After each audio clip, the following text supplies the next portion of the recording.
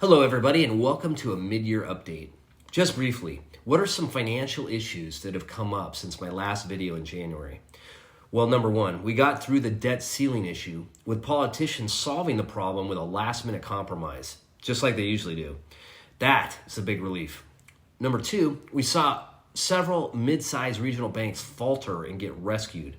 On this topic, as I've said all year, I don't know that we've seen the last regional bank to falter, but I don't think this issue is going to blow up into a major problem. Bank failures spooked the market a bit for a while, but this has mostly faded to the background, as I thought it would. So that leaves us with, as I see it, one remaining significant issue. It's the same one that has plagued the market for the last year and a half, and that is the recession obsession. For 18 months, we've had to listen to many so-called experts insisting that we're going into a recession due to the large amount of Federal Reserve interest rate increases. My response has been, and it continues to be, maybe not. It could still happen, but so far, this impending recession is MIA. So is everything the same as it has been for the last 18 months? No. First of all, as we previously discussed, the Fed raised rates in order to get rid of inflation. A year ago, inflation was about 9%. Today, it's roughly half that. That is a huge improvement. 9% is terrible. Roughly 2% inflation is the stated goal of the Federal Reserve. So 4.5% or 4.75% inflation is manageable. And importantly, the trend in inflation is down. So how's the economy been doing through all these Fed rate increases?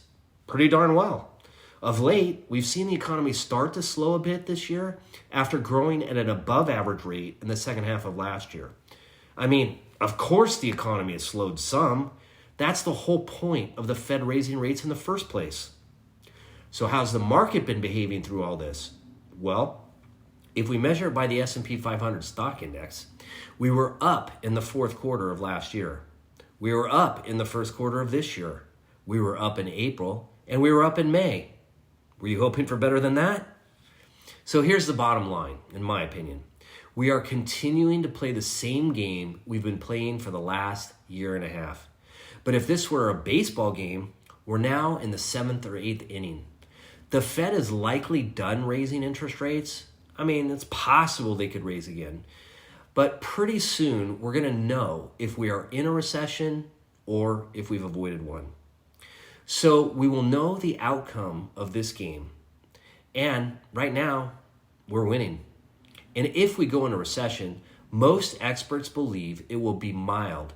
And then the inevitable recovery is that much closer. If we avoid recession, then this whole issue just disappears.